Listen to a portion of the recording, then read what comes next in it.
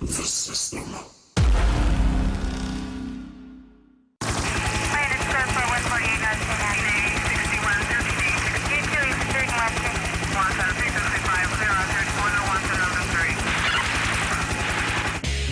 How you doing?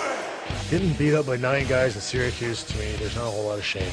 This is the Heel to the Face podcast with your hosts, Jared Wicks and Brandon Icebreaker Clements. Tweet us using the handle at Heel to the Face. Woo! Woo! Woo! Woo! Woo! Woo! Woo! The bell is rung, so let's step in the ring with your hosts, Brandon and Jared.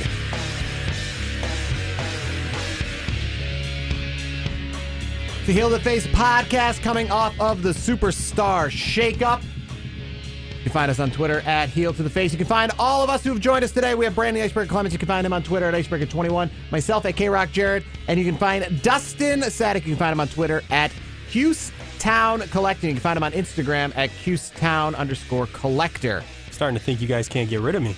No, I know. A great addition to the show. Yes, I appreciate We're trying to it. make Thank it you. bigger and better every week. WWE with the big Superstar Shakeup this week. So without further ado, let's get this week's edition of the show underway. Ladies and gentlemen, this is the main event of the evening With a 20-minute time limit. So the Superstar Shakeup this week, about 12 to 13 names went over to Monday Night Raw. You had the same happen on SmackDown. What are your takeaways? I'll start with you two guys. Who won? Let's start with you, Dustin. Who won Raw or SmackDown? I think SmackDown's going to win. There was some confusing things that happened. Finn Balor's addition to SmackDown was huge. One, he's a babyface champion. Seth Rollins is a babyface champion on Raw. So we got to separate those two if we don't want a title change anytime soon. And it gives Finn Balor, just like it does during any shakeup, it gives him a whole crop of talent that we're excited to see. I mean, him and Ali on SmackDown, they put on a pay-per-view match. Yeah, that was a hell of a match. They gave us a pay-per-view match on network television.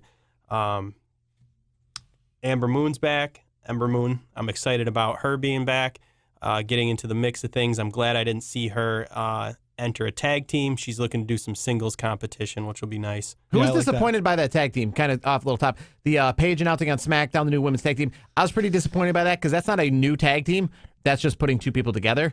And I would have actually liked it if it was Kari San and the other Asian, Io, who she has from NXT. That would have been more. They just took a good singles competitor out of pretty much out of the singles realm. Well, actually, and no, put her in a tag team. Two good singles competitors. Well, true. Because Kyrie has been doing a great job down in NXT. I mean, she's been running things down there for a little while, and then obviously Asuka's honestly been floundering at this point. I mean, what has she been doing? Nothing. So I think this is good for. I think it's good for her. I don't think it's as good for Kyrie as it is for Asuka. Because Asuka, honestly, we were all talking before, like, hey, what's the deal with her? Like, Asuka's kind of she loses her title, and then she's been. She would have benefited from going over to Raw. Yeah, I would agree with that. I agree. Yeah, I agree with that. She's just being underutilized. Yeah. I mean, we have a list of talent that we can say that about, but she's 100% being underutilized. And you said it too, like, again, our intelligence continues to be insulted with this product. Paige came out, and moments before they entered, she said 2 new women. And these are 2 women that have a decorated history within professional wrestling, within the WWE brand. So Asuka's a champion. Kairi Sane's an NXT champion. And to just kind of disregard that and refer to them as 2 new women was confusing to me. Especially, I guess you can get away with it with Kairi Sane, but with Asuka, I mean, Asuka's an established at least Kairi talent. Sane's being brought up from NXT. You can and that's what I thought. I thought it was going to be someone from NXT. I didn't think it was going to be someone from outside of WWE. But at the same time, I thought they weren't going to just repackage someone who's already on the show. Well, I thought it would at least be here's the 2 NXT guys. It's good for Asuka. I mean, I know the way they packaged it is not good, but I think it's good for Asuka because maybe it'll give her a little extra kick, and maybe her and Kyrie can run the tag team division and the women's division. I mean, they have a great mouthpiece. I mean, Paige is really good on the mic, and absolutely, we do know that Asuka and Kyrie, I don't think are very, I would say, not proficient in the English language. So I think it's good to have somebody as their mouthpiece. So she does that. Paige talks, and then you have those 2 ladies just fight and just do their thing because they are great in-ring competitors. I think it helps the women's tag team division. That's what it comes down to. And we've seen odd tag team pairings work throughout WWE history. Oh yeah. One of my favorite tag teams was Kane and X-Pac. True. How bizarre is that on Yeah, paper? and it worked well. And so these two might be something that works well. That in a month or so we'll be saying positive things about. Yeah, and they're both very good competitors. So I don't like the way they packaged it. That was my only issue with it. I like the fact that they're together because I think this is a cool thing. I think it has a chance of being a really hot item in the women's tag team division. I think they're going to be future champs, is what I'm thinking. I just don't like the fact, as you said, Dustin, you can't say new like that. Like, it's not new. Like, yeah, okay, they're new as a tag team on the main roster, I guess, but that's not new. Means like it's like NXT competitors never being on the main roster. That's how. I mean, the verbiage was not right. So I mean, overall, we'll see how it goes. But I think it's good for the women's tag team division because the women's tag team division. I mean, what is it really? Well, I mean, what is it? You need what the women's tag team division is, and I brought this up to people outside of wrestling or people I talk to within wrestling. And the problem with the women's tag team division is outside of the Iconics and a few others, you really don't have. It's just singles competitors teaming up. It's really it's what like it the is. mixed match challenge with all gals. Like that's what it is. That's that. I mean, that's what it It's is. just random teams. I mean, the Hardy Boys. I remember Edge and Christian, for example. Seeing them not together, seeing Edge or Christian or seeing Bubba Ray Dudley or Devon Dudley as separate competitors weird. was strange. It's was weird. Yeah. Seeing Edge as a champion for the first time was so strange to me. This is the reverse of that. It's all singles competitors teaming up to be in a tag team, which again is not a lot of tag teams. I mean, the Young Bucks are a good example of that in the Indies. If they came to WWE, they'd be the Young Bucks. They're a package. They're not two great singles competitors teaming up. They're a package. That's how tag teams are supposed to be. When we saw Shawn Michaels back in the day as a individual superstar, that was strange to our eyes because we saw him as the Rockers first and foremost. And that's how you saw it with the Dudleys, the Hardys, Edge and Christian. I remember Matt and Jeff Hardy when they were singles competitors for the first time. Strange. I thought it was weird. I didn't like it. You know, and that's what it's supposed to be. You're a team. You're a package. They're creating packages. And you said with the verbiage, I think outside of the Iconics, and that's why I think maybe they're good tag team champs because they're one of the only packages. I mean, you still have... You know, the Riot Squad, stuff like that. But like you have, even like, those seem more like Absolution. factions. What do they call themselves now? What was the Absolution new name? They referred to it on the show this past week. I can't. Oh, okay. I know they tried to refer to it as reuniting Absolution, but then they had made another. I can't throw the name out there, but you know, it's But a lot of those Rose and DeVille. That's who it is. A lot of those. I mean, they're not bad. Remind me of factions more than tag teams, like the Riot Squad. Riot Squad's because a faction. it's not a tag team. It's a group. It's a faction. Which just with the shakeup, they got broken up. Liv Morgan's going to single competition. So what does that leave for Ruby? I mean, she's gonna have to figure it out. I mean, she's had that, you know, those two girls backing her up. I mean, for the longest time now. Let's see how she does on her own. Because I mean, what's her face gonna do at this point? For them to make Sarah, she's not going. What's she doing? Sarah Logan, yeah. Sarah Logan, what's she doing? Well, I mean, it's a great time. I mean, is it botch Logan? I mean, every time I see her in the ring, she's botching something. I mean, it's apparent. I mean, if you see Twitter and her matches, she's botched a lot of matches. There's one match that I remember recently. It was maybe like a couple months ago. It was the match with Natalya. It was Botch City, and I know it's not Natalya because Natalya does not botch. Natalya is a very technical wrestler. I mean, Sarah Logan, I just don't think, she's not, she's got a good look, she's got a good presence, but she botches too much. I don't know what. Well, Brandon, getting back to the Superstar Shakeups, who won and who lost? Well, who do you think won or lost the Superstar Shakeup? Well, I mean, let's be honest. I mean, the real winner is SmackDown. They according to Vince McMahon. Do you see anything more with that? With Vince McMahon, putting his stamp on Elias? I do. I think there's going to be. I mean, we've talked about it on many episodes. I'm sure you've tuned into it. We've talked about Elias before. Saying, why aren't they pushing this guy? What is the deal with Elias? I think this is a stamp of Vince's approval. You're going to see some good things with Elias. I'm kind of hopeful of that. But why would Vince, do this and hey, he's very talented, and not do anything about it? So I think they're going to do something with Elias. He's still in that comic relief type segment though, and he ends every segment on his back, so he's not being built up as strong, even after being co-signed by the boss. As this is, the greatest acquisition in SmackDown history? Yes. Yeah. And to end up, I don't know if that was just a segue and Roman was the actual surprise. Yeah, that's what it was. I mean, realistically, that's what it was. We've been waiting. We've been wanting Elias. I enjoy seeing him. He's so over. I don't like a lot of comedy in my wrestling. he's one of the ones that he does it correctly. I don't mind it. And it's tasteful. I love it. Absolutely. I love that he goes to every city and he'll say something like he'll go to he'll go to New York City and Odell Beckham Jr. He'll say something like that. Like he has the pulse in the sports world too. So he always makes these little comments. Well, reminds me like Edge and Christian back in the day and their 5-second an pose. expert at trolling. Yeah, he's so good at it. He's so good at it. And I mean, to me, he's a really good wrestler. I think he does a really good job in the ring.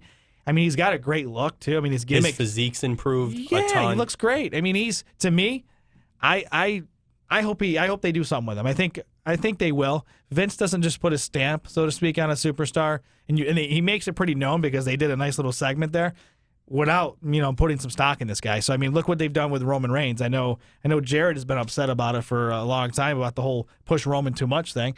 I've always liked Roman. I don't care if Vince shoves I like what me. they're kind of doing with Roman now. He's kind of going back to what he was maybe post WrestleMania 33 after he beat The Undertaker, kind of heelish again. I don't mind it. And here's sorry, go ahead. No, you're good. I was going to say Roman Reigns, the way he is right now, that's the guy I like. Mm-hmm. I like him. I like Seth Rollins the way he is right now. Now I have to ask you, not I didn't mean to cut you off. No, you're good. What happens with Dean Ambrose? Did you guys read? I mean, So I mean, I think he's still done. They're still just using him a little bit here and there. $6 million. Yeah, then they It's have insane. this WWE Network special, which is This like is Sunday, yes. yeah, like a goodbye to the Shield. So there's going to be a house show in Moline, Illinois this upcoming week. Essentially, they're just going to air the Shield altogether. They're going to probably cut into the house show. I think they said they're also going to air the Finn Balor Intercontinental title match as well. So it's so this must be a SmackDown house show, I'm assuming, or is it a Raw house show? Either way, or maybe it's just a joint house show, one of those super shows or whatever. It's like a super house show. So for those who got tickets to this house show, congratulations. You got the hottest house show ticket in town. Yeah, it's going to be a good show. Because it's going to be on the network, and you're going to get something unique that they're bringing cameras for. So do you think Dean's going to AEW real quick? I mean, here's the thing. They offered him more money than what Roman and Seth make in WWE. Like, I mean, I don't blame him if he does. If those numbers are right. I just don't understand, I guess, why WWE is still letting him kick around, because what we have seen in the past is WWE, if you say you're going to be done in April, they want to kill you. They don't want you to build your character up to go somewhere else. I think they're working hard behind the scenes to keep him happy in hopes that he'll have a last minute change of heart.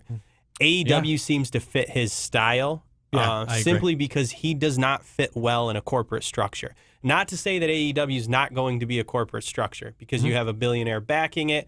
If you're going to be on a network, if you're going to have a network television deal, you're going to have people to answer to. So AEW is eventually going to have somewhat of that corporate structure. But I don't think it's going to be as regimented as the WWE. And I think that Dean's passion for professional wrestling does not fit with WWE, where their passion lies within entertainment. And he will fare well in AEW. And it sucks because we always, anytime someone's contract's ending, anytime somebody's not being utilized right, you see everybody on Twitter and Instagram, are they going to AEW? Are they going to AEW? That's what it is now. That's the only thing out there. So it starts to get old, and these rumors of being AEW bound kind of don't hold their weight because all these names are getting thrown around. Yeah. But Dean could absolutely be one of them. If there was going to be any of them, it would be Dean. And that'd be a hot get for them too, by the way. I mean, yes, they're going to pay up for him, it sounds like. If they're going to give him $6 million is what the numbers are according to the rumors out there that are floating around out there.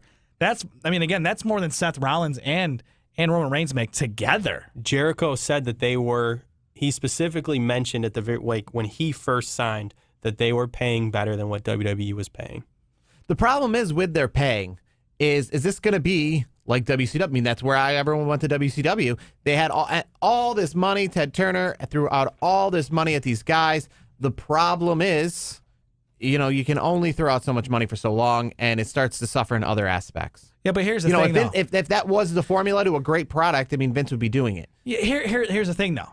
To your point, Shad Khan is richer than Vince. Shad Khan is he richer than Vince? Yes, and Ted Turner was. Yes. That is clear cut. He could buy WWE right now, and it wouldn't even hurt his account that much. Shad Khan's one of the richest people in the world. He is up there. This is the first time Vince has really had that competition in years, because most of these other companies, he could buy them up and it wouldn't hurt his pockets, so to speak.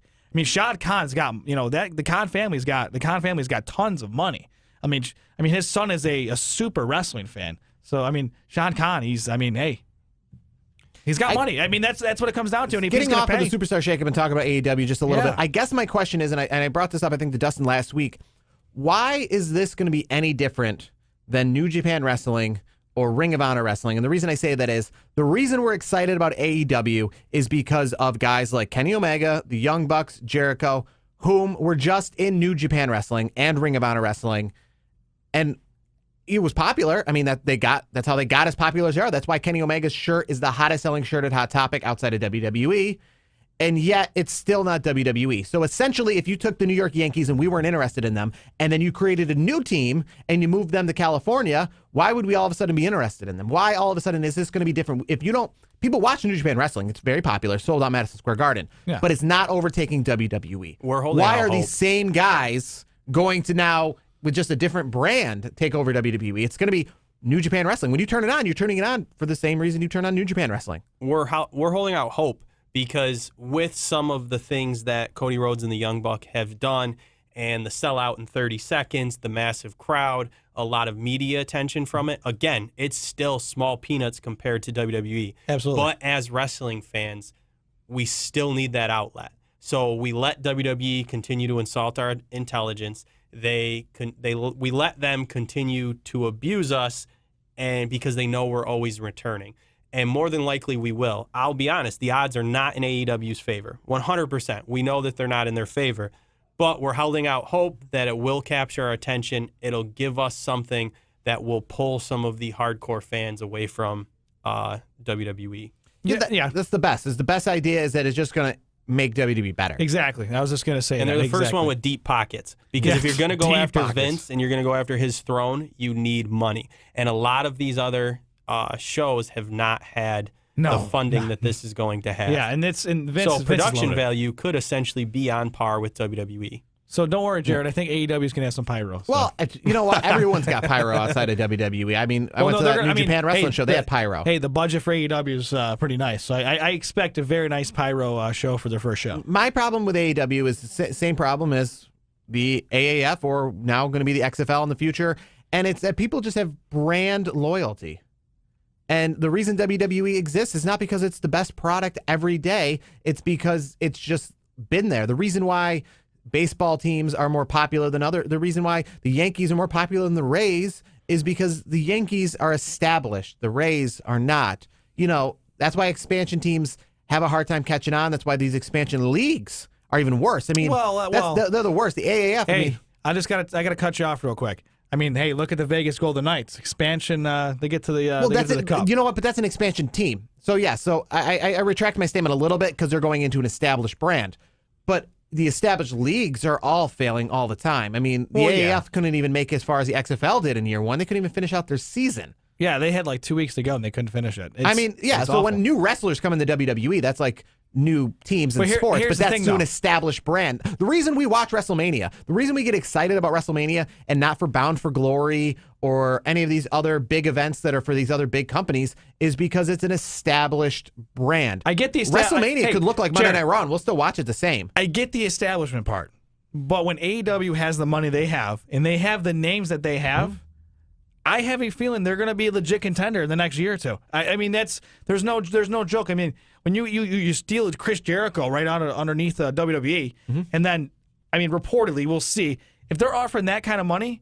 You don't think Dean Ambrose, $6 million, you don't think Dean Ambrose is like, oof, man, I can, and I'll have more freedom. Well, they're going to give those. Why not? They're going to give those guys more money, but the question is for us, the fans. That's irregardless how much money that they're making. But people, here's the thing though, like Dean Ambrose has a following. Like Dean Ambrose has a following because not only because of the Shield, but because of what he did as a singles competitor, and especially in the day and age with you have social media and everything.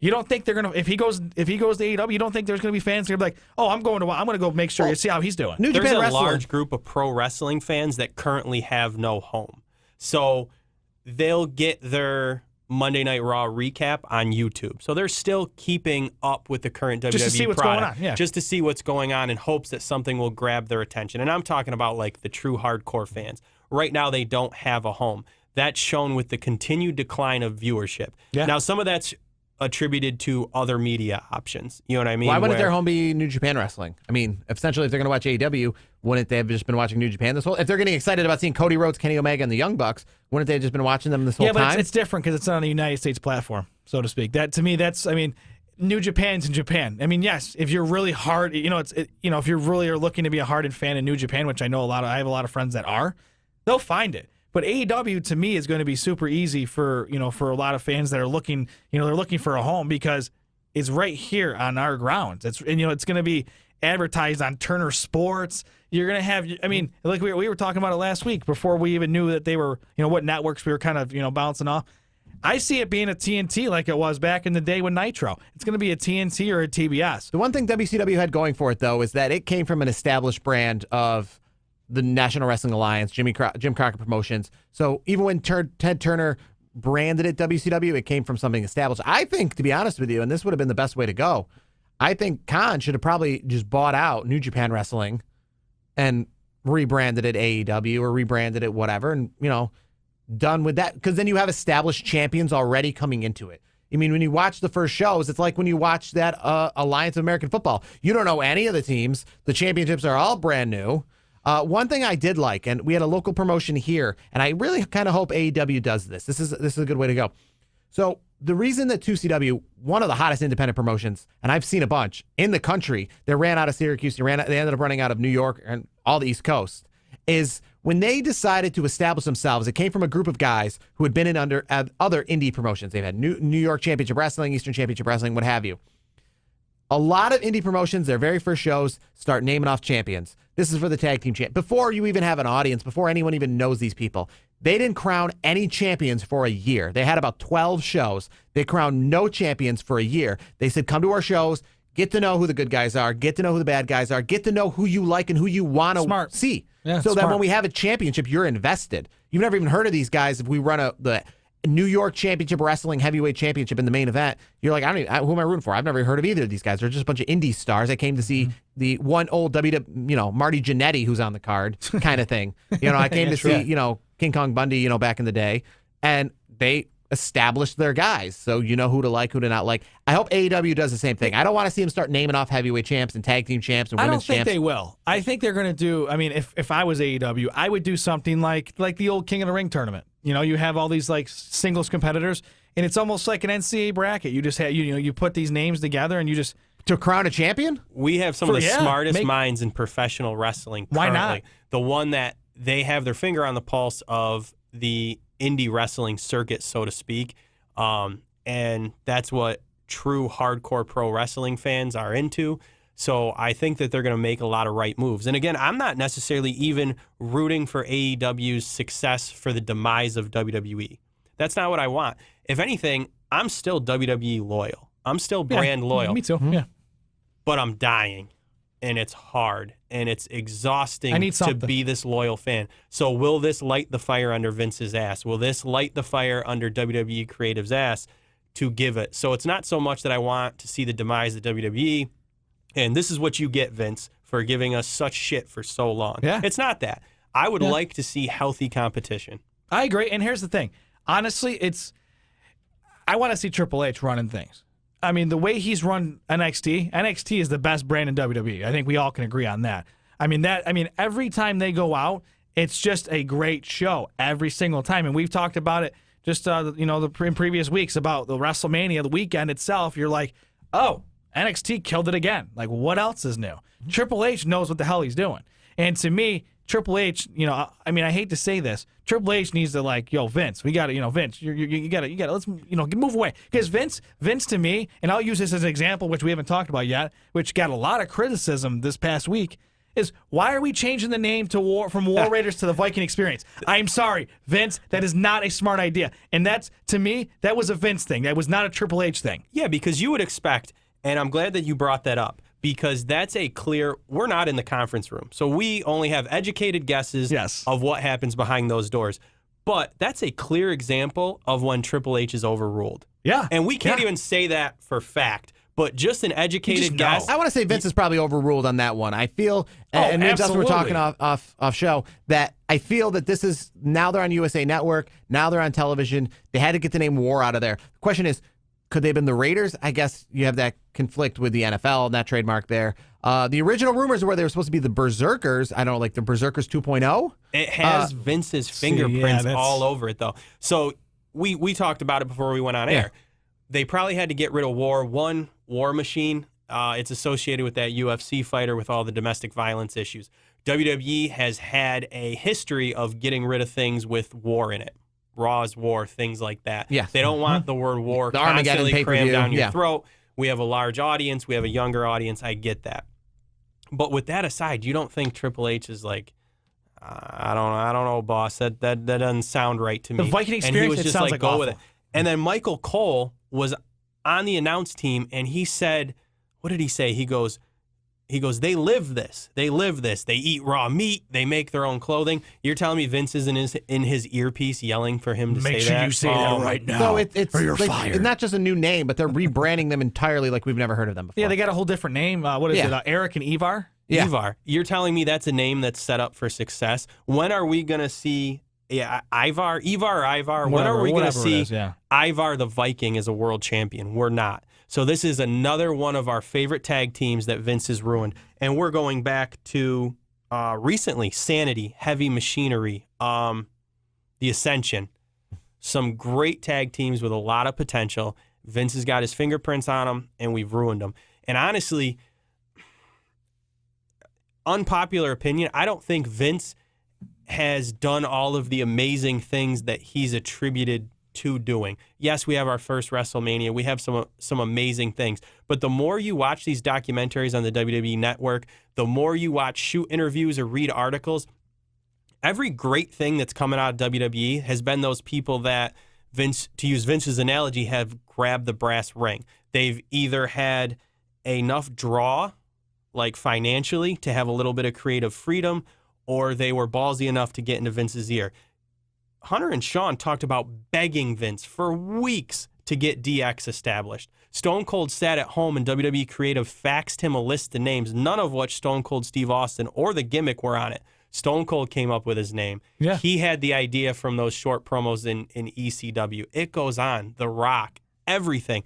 Vince does not have his fingerprints on too many creative things that have been successful and absorbed and well received by the fans. I think one thing, Vince has definitely got his fingerprints on ruining a lot of things. I mean, we can obviously talk about ECW, about the potential that would have had coming back, and NXT is a good example. NXT, if that was all 100% Vince, I don't know it would be where it is today. No, and here's the thing. Triple H. I mean, he's got the throne. The Triple H is going to have the throne soon enough. I mean, Vince is not getting younger by any means. I mean, there's going to be a point where Vince says, "All right, I need to take it easy. We all hear the stories that Vince sleeps 3 hours a night. I mean, we've heard that. So he's a maniac, so to speak. But to me, if you really want WWE to go in the right direction, give Triple H the keys to the whole empire, so to speak. Let him just drive the car, drive the Lamborghini, and make it what it should be. It shouldn't be just NXT being great. It should be every brand that we have, even 205 Live that not a lot of people tune into. Let's make that all great. Seriously. All right, that's going to do it for our main segment of the show. Let's wrap things up real quickly with a few fast takeaways to end this week. So overall, some things I'm disappointed in when it comes to the shakeup. Ricochet, Aleister Black, I would like to see them on different shows because I'm kind of sick of how they brought them to me as an NXT they commercial. Added sound effects to Ricochet's entrance music. Did you catch that? Yeah. Actual Ricochet sounds. Yeah. Again, just insulting our. But I think they should be on separate intelligence. shows because they brought them in as a package for NXT, and I don't want to see them just continue as a tag team. I want to see them now as superstars. They're officially on Monday Night Raw. Some other takeaways: the 205 Live guys on Raw, the main guys. So what do you see 205 Live doing? Who do you see them bringing over? How do you see them surviving now that they've taken away two of their stars? Or you don't? I don't. Yeah. I mean, to keep it short, I don't see anything. They have it's that a dying Worlds brand. Collide tournament that got recorded during WrestleMania Access. There might be some unsigned talent there that'll be introduced on 205 Live, but it's a hurting product. Yeah. Some other takeaways. Obviously, we saw that the Usos, that somebody probably got fired over that. The graphic coming up on Monday Night Raw prior to them coming out, blowing their spot as well. And finally, I think Samoa Joe, it hasn't been announced, but he's got to be coming over to Raw now, right? I mean, they didn't blow Finn Balor going over to SmackDown by having Samoa Joe on He Raw, was but not now- on this week. They said due to an illness, an unknown illness. Well, good. I But mean, it was he's got good that he wasn't on Raw because that would have probably given away that He's Finn got Balor was going that to SmackDown. feud heating up with Strowman, which we'd be excited to see. And now that two heavy you can't hitters. have. Okay, let's be honest though. Finn Balor was kind of a foregone conclusion. He was wearing blue trunks on Monday night. I mean, come on. I mean, let's not install our stupidity that But either much. way, now you know that obviously we're going to have Samoa Joe. Flip it, yeah. You got to flip the champions. I'm kind of glad they didn't flip the world champions for the sake that now we can see AJ Styles versus Seth Rollins, which is something that people have been pining for. That's what this whole thing's I'm in. I'm all invested in about. that. I got to give my boy Pete Dunne a little bit of attention. This Friday and Saturday, NXT UK will be recording in Glasgow. It hasn't been announced whether it's Friday's TV tapings or Saturdays, but Pete Dunne is getting his title rematch against Walter. So I'll have my fingers crossed for sure. Tell us about the tweet, Luke Harper calling it quits in WWE. He asked for his release. It has not yet been granted. Speaking of AEW-bound talent, I don't know much about him or what he's done in the pro wrestling industry. Chris Harrington, Dave Meltzer reported this. Chris Harrington is the vice president of business strategy for AEW, and he has been Luke Harper's longtime best friend. So there's a connection right to AEW. Interesting. Do any of you guys see more going on with Sasha Banks? Obviously, she's been off TV for a little bit now. Unhappy with what was going on at WrestleMania, with them losing the belts, being broken up with Bayley, talking about quitting WWE, starting to follow all the AEW brands on Twitter. Do you see any more to that, or do you see her just blowing off some steam and she'll be back pretty soon? I think she needs like a mental health reprieve. Yeah, all these new superstars get put through the ringer. We've seen it with Rusev. We've seen it with a lot of them. They just need that break. And I'm just gonna say it. I mean, it's I come out. I put things on blast. WWE, NBA, NFL. You name the sport. What is it with superstars and whining so much nowadays? I don't get it. And Sasha Banks. I mean, fine. You know you're upset, but like, come on, be a professional. That's just how I look at it. She'll be back soon. I mean, I don't think she's going anywhere. I think She's needs a young mental break. girl, and I don't think a lot of these young talent know how to deal with their frustration. Again, it's absolute whining, and that was not the way to do it. Social media is the worst. It's the worst because you say things like Leo Rush got in trouble for a while back, and he was in the doghouse for a while. I mean, let's be honest. I mean, and they always say, even in like Herm Edwards, I'll flip the NFL and in football as a whole. He always said, think before you hit send. Simple Absolutely. as that. Don't send something that you might regret. The It's final going to thing be is, out there. have either of you guys seen The Dark Side of the Ring? I've seen 2 episodes of that show now. I think we can talk about it maybe a little next week. Absolutely, you're- yeah. I'll be watching it this week. We'd be in it for a while if we got into that now. Yeah, I'll be definitely one of the watching hottest that shows. this If you haven't week. checked that out, I caught the Bruiser Brody and then the Miss Elizabeth episode Yeah, as it's on well. Viceland. I got to check it. Yeah, Yes. I saw a promo for it, so I'm going to try to watch that this The week. other people are in the Game of Thrones. I'll be watching more Dark Side of the Ring. Cool. So, I got a I'm couple in. more. Nia Jax is scheduled for double knee surgery. Saw that. Ronda Rousey is scheduled for a hand surgery, which will play well into her time off. Neither one of them have a timetable for return or any potential storylines. Big E's out for a while. Big E's out for a while. Alexander Wolf, he How's said it his quit? goodbyes to WWE, but he has not yet been released, and it looked like he's heading back down to NXT, which is exciting for me because he has a Mattel Elite Series 66 figure, which is a Target exclusive. You guys will be a little bit lost by this, but Chase figures are 1 per case. They're really hard to grab, so Alexander Wolf being thrust into the spotlight has made a lot of the true marks unhappy about it, which is bringing attention to this figure that's already hard to get. So I'm going to be hunting targets. You know, for the one thing next few WWE weeks. doesn't do, and I think we could probably talk about on a future show, you say he's going back to NXT. I think that is something that WWE needs to utilize more, sending people back to NXT. You Yeah, see what's it in wrong other with that? sports. Nothing. What's Sending wrong with people back reset? to Hit the reset repackage. button. Yeah, So repackage. maybe we'll try to come up with some guys that we think maybe could benefit from going back to NXT on a future episode. Maybe like a top 10 of who could get that reset and who could benefit from going back to NXT. So it's nice to see that he's going back to NXT and maybe, come back stronger, better than the Viking experience, let's say. Yeah, anything's better than that at this point. So that's going to do it for this week's edition of the show. It's Brandon Clements. You can find him on Twitter at Icebreaker21. You can find myself at KRock Jared, and you can find Dustin on Twitter at Cusetown Collect and on Instagram at Cusetown Collector. Make sure to follow us on Twitter at Heel to the Face. We'll be on next week for a brand new edition of the show as we're building up the money in the bank. Until then, we will see you.